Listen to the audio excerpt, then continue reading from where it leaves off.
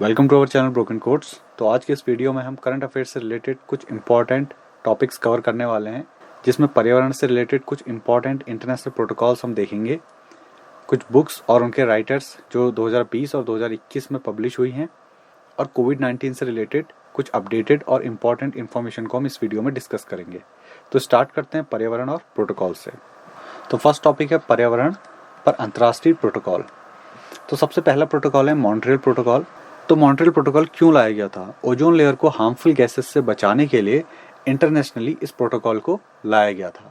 Ozone परत को नुकसान पहुंचाने वाले विभिन्न पदार्थों के उत्पादन तथा उपभोग पर नियंत्रण के उद्देश्य के साथ विश्व के कई देशों ने 16 सितंबर 1987 को मॉन्ट्रियल प्रोटोकॉल पर हस्ताक्षर किए थे। मॉन्ट्रियल प्रोटोकॉल का मेन ऑब्जेक्टिव था क्लोरोफ्लोरोकार्बन के उत्सर्जन पर रोक लगाना और इसका कम से कम वर्ल्ड वाइड इस्तेमाल हो, जिससे कि ओजोन परत को कम से कम नुकसान पहुंचे। मॉन्ट्रियल प्रोटोकॉल में कुछ इंपॉर्टेंट पॉइंट हैं, जैसे कि 16 सितंबर 1987 की मॉन्ट्रियल प्रोटोकॉल कब आया, और सेकंड ये किस लिए आया था? क्लोरोफ्लोरोकार्बन के उत्सर्जन को कम करने के लिए, क्योंकि क्लोरोफ्लोरोकार्बन मेन कल्प्रिट था ओजोन लेयर को नुकसान पहुंचाने वाले पदार्थों में। सेकंड है वियना कन्वेंशन। इस सम्मेलन में मानव स्वास्थ्य और ओजोन परत में परिवर्तन करने वाली मानवीय गतिविधियों की रोकथाम करने के लिए प्रभावी उपाय अपनाने पर सदस्य देशों ने प्रतिबद्धता व्यक्त की थी। तो वियना कन्वेंशन का मेन ऑब्जेक्टिव था मानव स्वास्थ्य और ओजोन परत में परिवर्तन करने वाली जो भी ह्यूमन एक्टिविटीज हैं उन पर बैन लगाना। थर्ड है क्योटो प्रोटोकॉल। क्योटो जापान में एक सिटी है जहां पर ये प्रोटोकॉल साइन हुआ था। क्योटो प्रोटोकॉल एक अंतर्राष्ट्रीय संधि है जिसे ग्लोबल वार्मिंग द्वारा हो रहे जलवायु परिवर्तन को रोकने के लिए बनाया गया है। तो क्योटो प्रोटोकॉल लाया गया ग्लोबल वार्मिंग को कंट्रोल करने के लिए। यह इस संधि में शामिल देशों को ग्रीन हाउस और गैस उत्सर्जन को कम करने के लिए प्रतिबद्ध करती है। तो जिस भी कंट्री ने क्योटो प्रोटोकॉल में साइन किए हैं वो उसे बाउंड करती है कि ग्रीन हाउस गैसेस का उसकी कंट्री में कम से कम प्रोडक्शन हो और कम से कम उत्सर्जन हो। क्योटो प्रोटोकॉल को वर्ष 1997 में स्वीकार किया गया था। तो कभी कभी एग्जाम्स में क्योटो प्रोटोकॉल से ऐसा भी क्वेश्चन बनता है कि कौन कौन सी greenhouse gases Kyoto protocol के अंदर आती हैं। ग्रीन हाउस गैसेस तो काफ़ी हैं, लेकिन क्योटो प्रोटोकॉल के अंदर कुछ इंपॉर्टेंट ग्रीन हाउस गैसेस आती हैं। इनका टोटल नंबर 6 है जो ग्लोबल वार्मिंग के लिए मेनली रिस्पॉन्सिबल हैं, जैसे कि carbon dioxide, methane, nitrous oxide, hydrofluorocarbon HFC, perfluorocarbon PFC और सल्फर हेक्साफ्लोराइड SF6। तो ये 6 ग्रीन हाउस गैसेज हैं जो क्योटो प्रोटोकॉल के अंदर आती हैं, और जितनी भी कंट्रीज ने क्योटो प्रोटोकॉल में साइन किए हैं उन सब की रिस्पॉन्सिबिलिटी होती है कि वो इन गैसेस को कम से कम प्रोड्यूस करें। अब नेक्स्ट है रैमसर कन्वेंशन और रैमसर सम्मेलन। तो रैमसर कन्वेंशन रिलेटेड है वेटलैंड से, आर्द्र भूमियों से, उनके संरक्षण तथा उनका सस्टेनेबल उपयोग और सतत उपयोग। रैमसर एक जगह है ईरान में जहां पर 2 फरवरी 1971 को इस रैमसर कन्वेंशन को साइन किया गया था। इस कन्वेंशन की डेट की वजह से ही 2 फरवरी को विश्व आर्द्र भूमि दिवस मनाया जाता है, वर्ल्ड वेटलैंड्स डे। तो इंडिया में टोटल 46 रैमसर साइट्स हैं, जिसमें से 4 रैमसर साइट अभी 2021 में इंडिया में रैमसर साइट्स में इंक्लूड हुई हैं, जैसे सुल्तानपुर राष्ट्रीय उद्यान जो कि हरियाणा में है, भिंडवास वन्यजीव अभ्यारण्य हरियाणा में है, थोल झील गुजरात और वाधवाना वेटलैंड गुजरात। तो अपकमिंग एग्जाम्स में ये न्यूली इंक्लूडेड रैमसर साइट से भी क्वेश्चन पूछा जा सकता है कि ये किस स्टेट में लोकेटेड है। तो आपको हरियाणा और गुजरात यहाँ पर याद रखना है। नेक्स्ट है स्टॉकहोम डिक्लेरेशन। तो स्टॉकहोम डिक्लेरेशन है पर्यावरण की अंतर्राष्ट्रीय सुरक्षा के लिए, जिसे 16 जून 1972 को लाया गया था। नेक्स्ट है स्टॉकहोम कन्वेंशन 2001। तो स्टॉकहोम कन्वेंशन का मेन ऑब्जेक्टिव था कि लगातार जैविक प्रदूषकों जो ऑर्गेनिक पॉल्यूटेंट्स हैं उनके उत्पादन और उपयोग को खत्म करना या उन पर कंप्लीटली बैन लगाना। यह मानव स्वास्थ्य और पर्यावरण को POP जिसे बोला जाता है परसिस्टेंट ऑर्गेनिक पॉल्यूटेंट से बचाने के लिए एक वैश्विक संधि है। तो स्टॉकहोम कन्वेंशन में 8 कीटनाशक और 2 इंडस्ट्रियल केमिकल जो कि ह्यूमन फूड चेन में आकर के एक परसिस्टेंट ऑर्गेनिक पॉल्यूटेंट का काम करते हैं और ह्यूमन हेल्थ और हमारे पर्यावरण को नुकसान पहुंचाते हैं। तो ये 8 कीटनाशक कौन कौन से हैं? एग्जाम्स में कभी कभी इनके नाम भी पूछे जाते हैं, जैसे एल्ड्रिन, क्लोडेन, DDT का नाम तो सभी ने लगभग सुना होगा, डाइड्रिन, एड्रिन, हेप्टाक्लोर, मिरेक्स, टॉक्सेफिन, और 2 इंडस्ट्रियल केमिकल हैं। फर्स्ट है पॉलीक्लोरिनेटेड बाइफिनाइल जिसको कॉमनली बोला जाता है डाइऑक्सिन, और दूसरा है हेक्साक्लोरोबेंजीन जिसे कॉमनली बोला जाता है फ्यूरेन। जैसा कि आपको पता है जो कीटनाशक पेस्टिसाइड्स होते हैं उनको खेतों में इस्तेमाल किया जाता है फसल को कीड़ों से बचाने के लिए, बाद में पेस्टिसाइड पानी में मिल करके फल, सब्जियों और क्रॉप में ये एब्जॉर्ब हो जाते हैं और हमारी फूड चेन में शामिल हो जाते हैं, जिससे कि ह्यूमन हेल्थ और हमारे पर्यावरण को बहुत नुकसान पहुंचता है। तो इन सब चीज़ों को कंट्रोल करने के लिए स्टॉकहोम कन्वेंशन लाया गया। अब नेक्स्ट है नागोया प्रोटोकॉल। 29 अक्टूबर 2010 को इसे लाया गया था। तो इसका मेन ऑब्जेक्टिव था अनुवांशिक संसाधनों, जेनेटिक रिसोर्सेज तक पहुंच और जैविक विविधता पर कन्वेंशन के उनके उपयोग से उत्पन्न होने वाले लाभों का उचित और न्याय संगत बंटवारा। नेक्स्ट है पेरिस समझौता और Paris agreement. COP21 21st conference of parties. Paris समझौता एक महत्वपूर्ण पर्यावरणीय समझौता है। जलवायु परिवर्तन और उसके नकारात्मक प्रभावों से निपटने के लिए इस सदी में वैश्विक तापमान वृद्धि को पूर्व औद्योगिक स्तर और प्री इंडस्ट्रियल लेवल से 2 डिग्री सेल्सियस कम रखा जा सके। ये पेरिस एग्रीमेंट का मेन ऑब्जेक्टिव है कि अर्थ के टेम्परेचर को 2 डिग्री सेंटीग्रेड से कम रखा जा सके, जो प्री इंडस्ट्रियल लेवल से पहले था। तो ये पेरिस एग्रीमेंट का ऑब्जेक्टिव है कि जो वैश्विक तापमान की वृद्धि है उसको 2 डिग्री सेंटीग्रेड से कम रखा जा सके। और भारत ने अप्रैल 2016 को औपचारिक रूप से पेरिस एग्रीमेंट पर साइन किए थे। नेक्स्ट है किगाली संशोधन और किगाली अमेंडमेंट, जो कि 15 अक्टूबर 2016 को हुआ था। मॉन्ट्रियल प्रोटोकॉल में किगाली संशोधन हाइड्रोफ्लोरोकार्बन की एक खपत और उत्पादन को धीरे धीरे कम करने के लिए एक अंतर्राष्ट्रीय समझौता है।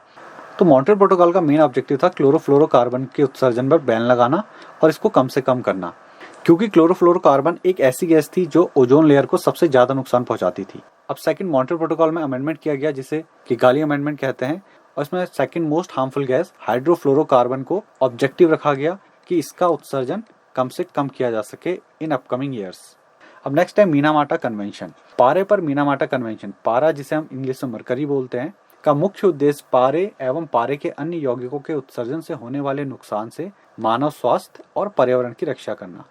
इस सम्मेलन में वर्ष 2020 तक पारा वर्धित उत्पादों के निर्माण, पारे का आयात या निर्यात एवं पारे की अन्य बहुत सी चीजों को धीरे धीरे खत्म करने की बात कही गई। इसमें पारे वाले थर्मामीटर भी हैं। नेक्स्ट है कार्टाजीना प्रोटोकॉल। इस प्रोटोकॉल का उद्देश्य आधुनिक जैव प्रौद्योगिकी बायोटेक्नोलॉजी के परिणाम स्वरूप संशोधित जीवों द्वारा उत्पन्न संभावित जोखिमों से जैव विविधता की रक्षा करना है। तो कार्टाजीना प्रोटोकॉल ऑन बायोसेफ्टी 2000 एक रिसेंटली एक न्यूज थी 2020 और 2021 के आसपास की न्यूज है। बिहार के मुजफ्फरपुर जिले में एक्यूट इंसेफ्लाइटिस सिंड्रोम के कारण कई बच्चों की मौत हो गई थी, जिसे लोकल लेवल पर लोग चमकी बुखार या फिर दिमागी बुखार के रूप में जानते थे। इंसेफ्लाइटिस को प्रायः जापानी बुखार भी कहा जाता है। तो जापानी बुखार इसको बोला जाता है। इसका कारण इसे जापानी बुखार क्यों बोला जाता है? क्योंकि यह जापानी इंसेफ्लाइटिस जेई नामक वायरस के कारण होता है, जैसे कि कोरोना वायरस में। लेकिन ये क्लियर नहीं है कि ये किसी लैब में प्रोड्यूस हुआ है या फिर ये जूनोटिक है, जो कि किसी वाइल्ड एनिमल से ह्यूमन में ट्रांसमिट हुआ है। नेक्स्ट है रॉटरडैम कन्वेंशन 1998। तो ये एक अंतर्राष्ट्रीय इंटरनेशनल ट्रेड कन्वेंशन है। तो अंतर्राष्ट्रीय व्यापार में कुछ खतरनाक रसायनों कीटनाशकों का व्यापार होता है, तो उसके लिए पहले से कुछ एग्रीमेंट साइन होते हैं और इन खतरनाक कीटनाशकों और रसायनों को एक देश से दूसरे देश ले जाने के लिए पहले से कुछ परमिशन चाहिए होती है। तो ये रॉटरडैम कन्वेंशन के अंदर आता है। अब नेक्स्ट है बेसल कन्वेंशन 1992। तो बेसल कन्वेंशन में क्या है? इसका उद्देश्य है कि विकसित देश से निम्न विकसित देशों में खतरनाक कचरे की सीमा पार आवाजाही को कम करना। जैसे कि होता है, जो विकसित देश हैं जिनके पास काफी पैसा है, जिनकी इकोनॉमी काफी स्टेबल है, अगर कोई कचरा खतरनाक है तो वो उसे अनडेवलप्ड कंट्रीज है वहां पर को ट्रांसपोर्ट कर देते हैं। तो बेसल कन्वेंशन के अंदर कुछ इंपॉर्टेंट वेस्ट कवर होते हैं, जैसे toxic waste, poisonous waste, explosive waste, corrosive waste, flammable waste, ecotoxic waste और इन्फेक्शियस वेस्ट, जैसे कि मेडिकल वेस्ट हो सकता है, इन्फेक्शियस वेस्ट। अब देखते हैं कुछ इंपॉर्टेंट बुक्स और उनके राइटर्स। जैसे कि फर्स्ट बुक है कर्म योद्धा ग्रंथ, ये 2020 की बुक है और ये बुक है life of prime minister Narendra Modi के ऊपर, जिसे लिखा है अमित शाह ने, जो कि इस समय हमारे होम मिनिस्टर हैं। नेक्स्ट है एग्जाम वॉरियर, 2020 में ये पब्लिश हुई थी और इसके राइटर हैं prime minister Narendra Modi. Next है Amit Shah and march of BJP, Anirban Ganguly and Shivanand Dwivedi. Veer Savarkar the man who could have prevented partition, इसे लिखा है उदय माहुरकर ने। नेक्स्ट है क्रॉनिकल्स ऑफ चेंज चैंपियंस, इसे लिखा है स्मृति जुबिन ईरानी ने। इसके बाद इंडिया रीडिस्कवर्ड, इसके राइटर है प्रहलाद सिंह पटेल। नेक्स्ट है best practices in digital India land records modernisation programme, इसे लिखा है नरेंद्र सिंह तोमर ने। नेक्स्ट है your best day is today, इसे लिखा है अनुपम खेर ने। नेक्स्ट है समुद्र समावे बूंद में, इसे लिखा है ओम बिरला जो कि हमारे करंट लोकसभा स्पीकर हैं। नेक्स्ट है till we win India's fight against कोविड-19 पैंडेमिक, जब तक हम जीत नहीं जाते कोविड-19 महामारी के खिलाफ भारत की लड़ाई। इसे लिखा है रणदीप गुलेरिया, चंद्रकांता लाहरिया, गगनदीप कांग। और रणदीप गुलेरिया ये एम्स के डायरेक्टर हैं इस समय। नेक्स्ट है song of India, my adventure on boats trains and planes, इसे लिखा है रस्किन बॉन्ड ने। नेक्स्ट है overdraft, saving the Indian saver, ये लिखा है उर्जित पटेल जो कि फॉर्मर आरबीआई गवर्नर थे। नेक्स्ट है इकाबोग, इसे लिखा है जेके रोलिंग ने। नेक्स्ट है यहाँ पर कोविड-19, नेक्स्ट है कोविड-19 सभ्यता का संकट और समाधान, इसे लिखा कैलाश सत्यार्थी जो कि पीस नोबेल प्राइज विनर है, नोबेल पीस प्राइज विनर है। नेक्स्ट बुक है द स्वच्छ भारत क्रांति, इसे लिखा है गजेंद्र सिंह शेखावत और स्मृति ईरानी ने। नेक्स्ट है अमेजिंग अयोध्या, इसे लिखा है नीना राय ने। वन अरेंज्ड मर्डर, ये 2020 में पब्लिश हुई थी। 400 डेज, ये 2021 में पब्लिश हुई है। ये बहुत फेमस राइटर हैं चेतन भगत। ये दोनों बुक्स इन्हीं ने लिखी हैं। नेक्स्ट है बापू द अनफॉरगेटेबल, बाबू अविस्मरणीय, मनीष सिसोदिया। मनीष सिसोदिया इस समय दिल्ली गवर्नमेंट के डिप्टी सीएम है। नेक्स्ट है द बैटल ऑफ बिलोंगिंग्स, इसे लिखा है शशि थरूर ने। नेक्स्ट है अयोध्या, इसे लिखा है माधव भंडारी ने। Next Manohar Parrikar, brilliant mind simple life, इसे लिखा है नितिन गोखले ने। नेक्स्ट है सावरकर अ कंटेस्टेड लेगेसी, इसे लिखा है विक्रम संपत ने। इसके बाद है होम इन द वर्ल्ड, दुनिया में घर, इसे लिखा है अमृत सेन, ये भी इकोनॉमिक्स में नोबेल प्राइज विनर हैं। नेक्स्ट है accelerating India 7 years of Modi government, इसे लिखा है एम वेंकैया नायडू ने, और इस समय एम वेंकैया नायडू है vice president of India. Next है human rights and terrorism in India, इसे लिखा है सुब्रमण्यम स्वामी ने। अब देखते हैं कोविड-19 से रिलेटेड कुछ इंपॉर्टेंट इन्फॉर्मेशन। तो बात कोरोना वायरस का प्रकोप तब सामने आया जब 31 दिसंबर 2019 को चीन के हुबई प्रांत के वुहान शहर में अज्ञात कारण से निमोनिया के मामलों में अत्यधिक वृद्धि हुई। मैं इस डेट के लिए श्योर नहीं हूँ कि 31 दिसंबर 2019, जैसा कि सभी सोर्सेस में यही डेट दी हुई है, तो मैंने भी इस वीडियो में इस डेट को मेंशन किया हुआ है। तो सबसे पहले जो केस आया था कोविड-19 का, वो वुहान सिटी में आया था। So according to WHO, what is the full form of Covid, जहाँ पर CO इसका मीनिंग है कोरोना, VI इसका मीनिंग है वायरस, और D का मीनिंग है डिजीज, इसलिए इसको बोला है कोविड-19 इसलिए क्योंकि ये 2019 में डिस्कवर हुआ था। वर्ल्ड हेल्थ ऑर्गेनाइजेशन फाउंड हुआ 7 अप्रैल 1948 को, और वर्ल्ड हेल्थ ऑर्गेनाइजेशन के डायरेक्टर जनरल हैं टेड्रोस एडहनम। वर्ल्ड हेल्थ ऑर्गेनाइजेशन का हेडक्वार्टर है जेनेवा, स्विट्जरलैंड में।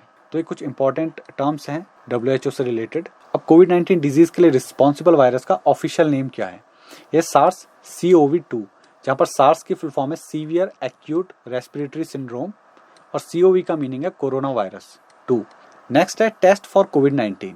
जब बॉडी में वायरस प्रेजेंट होता है तो उस वायरस की प्रेजेंस को चेक करने के लिए जिस टेस्ट को किया जाता है उसको बोला जाता है RT-PCR, और reverse transcription polymerase chain reaction, ये इसकी फुल फॉर्म है। नेक्स्ट है राष्ट्रीय विषाणु विज्ञान संस्थान और national institute of virology. National institute of virology located है पुणे में। DCGI drug controller general of India, ये हैं डॉक्टर वेणुगोपाल गिरधारी लाल सोमानी, और DCGI का हेडक्वार्टर है न्यू दिल्ली में। अब नेक्स्ट है वैक्सीन से रिलेटेड। तो Covishield vaccine serum institute of India और एस्ट्राजेनेका ने साथ मिलकर डेवलप की थी, और सीरम इंस्टीट्यूट ऑफ इंडिया के डायरेक्टर हैं अडर पूनावाला, और serum institute of India located है पुणे सिटी में। नेक्स्ट वैक्सीन है कोवैक्सीन, जो कि भारत बायोटेक ने डेवलप की थी, और भारत बायोटेक के MD एंड डायरेक्टर हैं कृष्णा एला, और भारत बायोटेक सिचुएटेड है हैदराबाद शहर में। 2021 में सेकंड वेव के समय हमने ये टर्म सुना था, जिस समय कोविड पीक पर था। क्रायोजेनिक टैंकर्स, इन टैंकरों में मेडिकल ऑक्सीजन को -180 डिग्री सेल्सियस पर स्टोर करके रखा जाता है। तो सबसे पहले क्रायोजेनिक टैंकर्स देखते हैं, जहाँ पर क्रायो का मीनिंग होता है लो टेम्परेचर। इनमें double skin vacuum insulated container होते हैं। तो इस लिक्विड मेडिकल ऑक्सीजन को सेफली ट्रांसपोर्ट करने के लिए double skin vacuum insulated containers का यूज होता है, और इसमें हर एक कंटेनर की कीमत इंडिया में लगभग 50 लाख के आसपास होती है। ये काफी कॉस्टली होते हैं, उनकी मैन्युफैक्चरिंग में भी काफी टाइम लगता है। नेक्स्ट है भारत की वैक्सीन नीति। वैक्सीन मैत्री दुनिया भर के देशों को कोविड-19 वैक्सीन प्रदान करने के लिए भारत सरकार द्वारा शुरू की गई एक मानवीय पहल है। सरकार ने 20 जनवरी 2021 से टीके उपलब्ध कराना शुरू किया। 9 मई 2021 तक भारत ने वैक्सीन की लगभग 66.3 मिलियन खुराक 95 देशों को वितरित की। तो ये डेटा गवर्नमेंट ऑफ इंडिया के द्वारा प्रोवाइड किया गया है, और अभी तक फिलहाल इतना ही डेटा अपडेटेड है। नेक्स्ट है भारत ने बड़ी संख्या में देशों को महामारी से निपटने के लिए हाइड्रोक्लोरोक्विन, रेमडेसिविर, पैरासिटामोल दवाइयां तथा साथ ही डायग्नोस्टिक किट, वेंटिलेटर, मास्क, दस्ताने और अन्य मेडिकल उपकरण प्रदान किए थे। जब भारत में कोविड की सिचुएशन कंट्रोल थी तो भारत ने तो अदर कंट्रीज में फ्रीली अवेलेबल करा करके उनकी हेल्प की, लेकिन जब भारत में भी कोविड पीक पर था तो अदर कंट्रीज ने भी भारत की हेल्प की और दवाइयाँ, मेडिसिन, ऑक्सीजन, काफ़ी चीज़ें उन्होंने इंडिया को प्रोवाइड किए। तो ये थी कोविड-19 से रिलेटेड कुछ important information. I hope you like this video and see you in next video.